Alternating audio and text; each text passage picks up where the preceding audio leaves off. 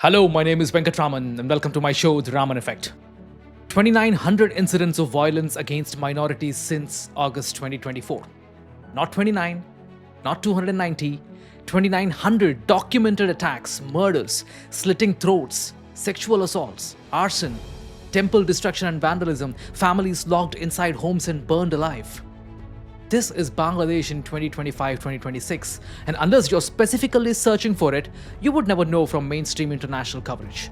The media apparatus that provides extensive analysis whenever controversies erupt in India or religious issues has largely buried what's unfolding in Bangladesh. You might find brief mentions if you search hard enough. More often, nothing. Since the political transition in August 2024, when Sheikh Hasina's government fell, the Rights and Risks Analysis Group documented thousands of attacks on Hindus and 15 murders in just the last 45 days. One murder just 2 days ago. The Bangladesh Hindu Buddhist Christian Unity Council reported 51 incidents of communal violence in December alone. But these numbers only scratch the surface. The real story is not just the violence. It's the legal infrastructure that's been systematically dispossessing Hindus of their land for 5 decades, creating the conditions for this genocide to accelerate. Here's what makes this different from random communal violence. This is state-facilitated ethnic cleansing operating through 3 mechanisms simultaneously: legalized land theft, coordinated mob violence, and institutional complicity. And it's happening right now, ahead of February 12th elections, designed to eliminate Hindu political participation entirely. Today, I'm going to show you the legal machinery that enabled this, the violence campaign intensifying as elections approach, and why the international community, especially the media, has decided to look the other way. This is the Bangladesh Hindu genocide, and understanding how it works requires going back to where it started.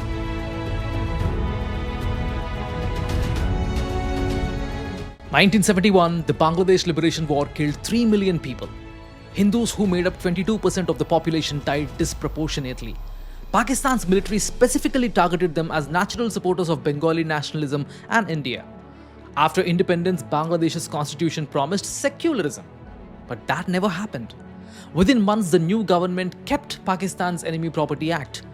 This law was created in 1965 during the India-Pakistan War. It allowed the government to seize property from anyone designated an enemy of the state. In practice, it meant Hindus. When someone fled to India due to violence or economic necessity, even temporarily, their land was declared enemy property and confiscated. If one family member left, the entire family lost everything. In 1974, Bangladesh renamed the same act Vested Property Act, but changed nothing else. Professor Abul Barkat of Dhaka University conducted a definitive study. The findings? 1.2 million Hindu families dispossessed, 2 million acres of land stolen, representing 53% of all Hindu-owned land in Bangladesh, 75% of minority land confiscated since 1948. This was not incidental, this was state policy. But the real story is not just the law, it's what followed for the next 50 years. What came after independence in Bangladesh was not peace, but a pattern of episodic violence that continued across every political transition, every moment of state weakness, every electoral cycle. In 1990, riots organized by the Jatiya Party targeted Hindu communities across Bangladesh. In 2001, immediately after the Bangladesh Nationalist Party won elections, nationwide attacks left hundreds of Hindus dead and thousands displaced. In October 2013, during Durga Puja festivities, coordinated attacks destroyed Hindu temples and homes across multiple districts. And in 2014, Jamaat-e-Islami orchestrated nationwide riots that devastated Hindu communities. Now let me be clear about something very crucial.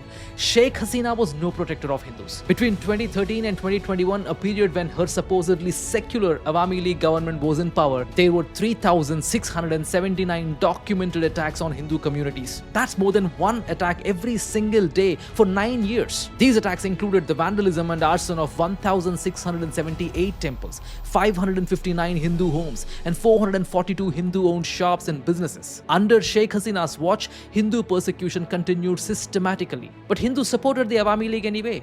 Not because they loved Hasina, not because the Awami League protected them, because every other major political party in Bangladesh has an even worse record of organizing pogroms against them. So supporting Awami League was not a political preference for Bangladesh's Hindus.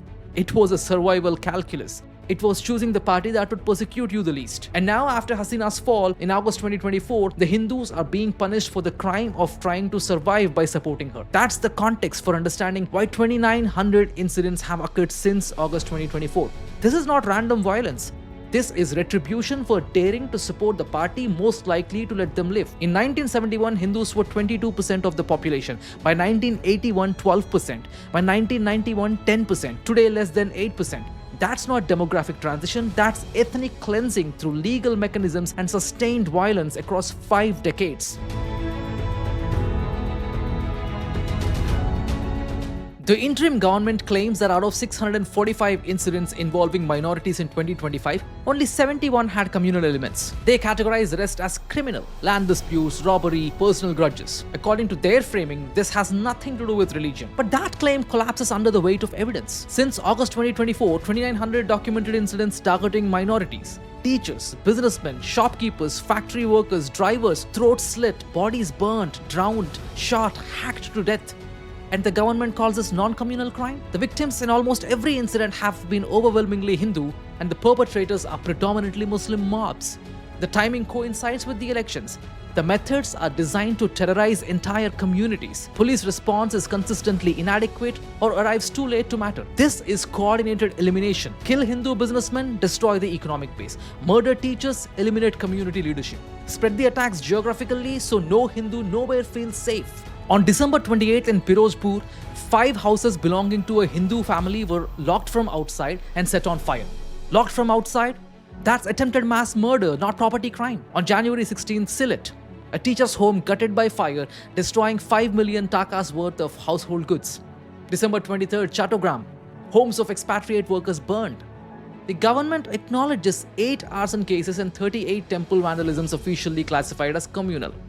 But human rights groups say the real number is multiples higher because victims don't report. They know police won't protect them and reporting invites retaliation.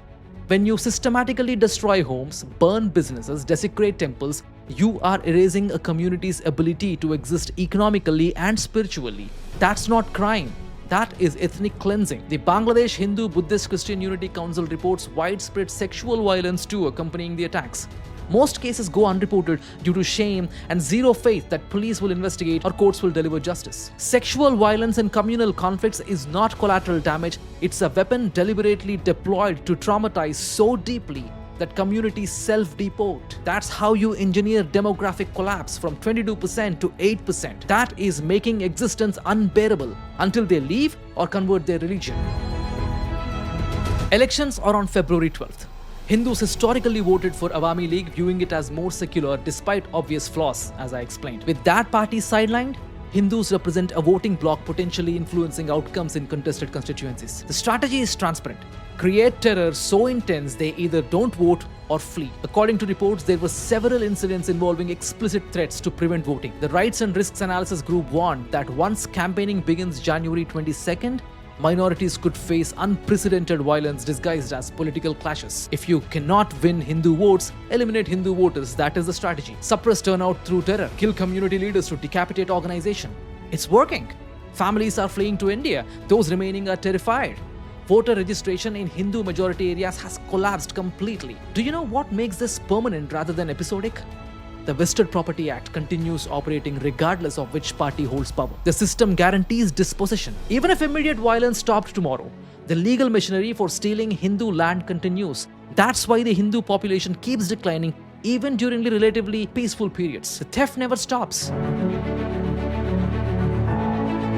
Now we need to talk about what international community and media systematically ignores. Critics cite India's policies and communal incidents even if that happens once in a year, but they rarely talk about or completely ignore the facts. India's Muslim population has grown consistently since partition, from approximately 35 million in 1947 to over 215 million today, representing roughly 15% of 1.4 billion people. This makes India home to the world's third largest Muslim population. The Indian government runs extensive welfare programs specifically for minorities. The Ministry of Minority Affairs has spent over 22,000 crore rupees, approximately 2.6 billion US dollars on minority welfare in recent years, with 32 million scholarships awarded to students from minority communities.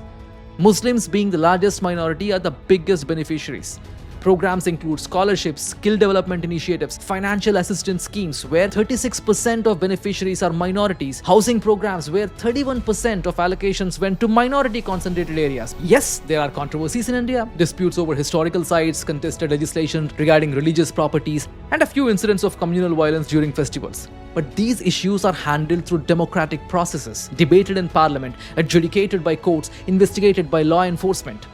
India has constitutional guarantees for minority rights, a fundamental judiciary where Muslims regularly win cases, political parties vigorously defending minority interests, and a media ecosystem extensively covering any incidents affecting Muslims. Now, I'm not claiming India is perfect, but comparing India's fundamentally and constitutionally protected status of Muslims with Bangladesh's systematic erasure of Hindus through legal theft and coordinated violence is intellectually dishonest. When international media ignores 2,900 attacks in Bangladesh while obsessing over every controversy in India, they are not practicing journalism. They are advancing a narrative. Now let us talk about Muhammad Yunus and the interim government's response to this carnage. Or more precisely, let's talk about their denial, their minimization, and their active dismissal of documented atrocities. In October 2025, while Hindus were being attacked across Bangladesh, Muhammad Yunus gave an interview to British-American journalist Mehdi Hassan. And when asked about violence against minorities, he dismissed the documented evidence as fake news manufactured by India. One of the specialty of India right now is fake news. A barrage of fake news. He called the sufferings of Hindu minorities false propaganda. You see, this man is friends with the likes of Bill Clinton and Barack Obama. This is the man the West celebrates as a champion of the poor, the visionary microfinance pioneer, the Nobel laureate. And he is calling documented carnage fake news. That's not incompetence, that's complicity. When you have the power to stop violence and instead choose to deny it's happening, you are enabling it. When you dismiss the testimony of victims as foreign propaganda, you are giving perpetrators permission to continue with violence. And here's why Yunus can get away with this denial. Because the international community that claims to care about human rights has decided to look the other way. The UN Human Rights Council, which has condemned India repeatedly over Kashmir and citizenship laws, has issued no urgent statements on Bangladesh. Western governments that regularly lecture India about minority rights remain essentially silent. And this silence is strategic. Muhammad Yunus is a Nobel laureate beloved in Western capitals. Acknowledging systematic violence under his watch tarnishes that carefully constructed image. So Bangladeshi Hindus become geopolitically expendable. When a Nobel Peace Prize winner denies religious persecution and Western institutions say nothing, you understand exactly how the international human rights architecture actually functions. It's not about protecting vulnerable minorities, it's about protecting powerful friends and maintaining geopolitical influence. And coming to India's response. With the world's largest Hindu population sharing a border with Bangladesh, you would expect forceful Indian intervention. But the government has raised just concerns. External Affairs Ministry called it deeply disturbing. There have been meetings and discussions, but there have been zero consequences for Bangladesh. No trade restrictions, no visa sanctions, no international campaign to mobilize pressure. Why? Because India cannot afford a refugee crisis with millions of Hindus flooding across the borders into West Bengal, Assam and Tripura. India cannot afford a hostile Bangladesh on its eastern flank that could provide basis for anti-India terrorist groups. India cannot afford to be portrayed, as Western media is always eager to do, as a Hindu supremacist power interfering in Muslim neighbors. The same Western media ignoring Bangladesh atrocities would suddenly discover their voice to condemn Indian aggression if India intervenes. So India issues statements while Hindus burn and die, and Bangladesh learns the lesson. India won't risk international condemnation. You can eliminate your Hindu minority slowly and systematically, and nobody will stop you. Not the West, not the UN, not even Hindu majority India that's right across the border. That's the message being sent.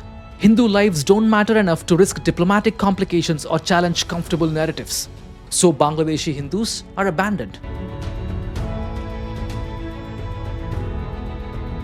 Now let's address the elephant in the room. The most important question of all. Where is international media?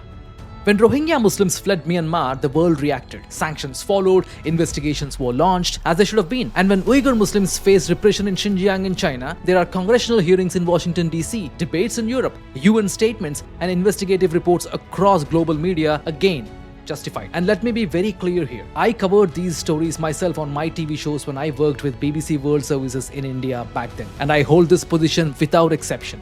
Oppression is unacceptable no matter who the victim is and no matter who the perpetrator is. I will raise my voice wherever persecution takes place, across borders, across religions, without selective silence, and without ideological filters. That is precisely why what is happening in Bangladesh cannot be ignored. Because what I learned working inside these institutions is something audiences are rarely told. When global media organizations call themselves unbiased, when they present themselves as torchbearers of balanced journalism, they are not being honest. They are lying, and many of you know that. Their outrage is loud where it is fashionable and silent where it is inconvenient. The New York Times produces extensive analysis on religious tensions in India. But when a Hindu man is lynched and burned alive in Bangladesh, the coverage suddenly reframes it as part of regional pattern and quickly pivoting back to India. The Guardian dispatches teams to Hong Kong protests.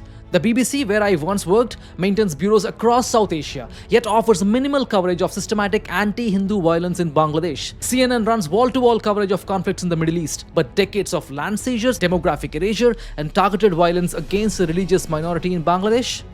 Barely mentioned. This is not journalism, this is selective outrage. It is a quiet decision that some victims deserve global attention while others can be explained away, reframed, or even ignored. And here's the uncomfortable part. Talking about Hindu persecution in Bangladesh makes many people in the West deeply uneasy, because once you acknowledge it, a carefully projected framework starts to crack. You have to accept that Islamic majority countries can also be perpetrators, not only victims of Western history in South Asia. You have to admit that the partition of India was not a closed chapter from 1947, but an ongoing human disaster. And you have to confront the reality that when India raises concerns about what is happening next door, it is not always Islamophobia or nationalist propaganda. The numbers tell a clear story. Pakistan went from roughly 20% Hindu-Sikh population in 1947 to under 2% today. Bangladesh has fallen from over 20% to below 8% and is still declining. Afghanistan has seen complete erasure, and the global response? Silence. Aid still flows, IMF packages continue, applauses for people like Muhammad Yunus continue, with no meaningful accountability, no sustained scrutiny, no consequences. Silence becomes policy. So here's what I ask you to do. Share this video. Make it impossible to ignore. Tag the outlets that refuse to cover this story and ask them directly why this doesn't matter. And please subscribe to this channel, because we are going to keep examining these patterns calmly, factually, relentlessly, whether they make people comfortable or not. Because history has taught us something very clearly. Silence is never neutral. Thanks for watching. I will see you in the next episode.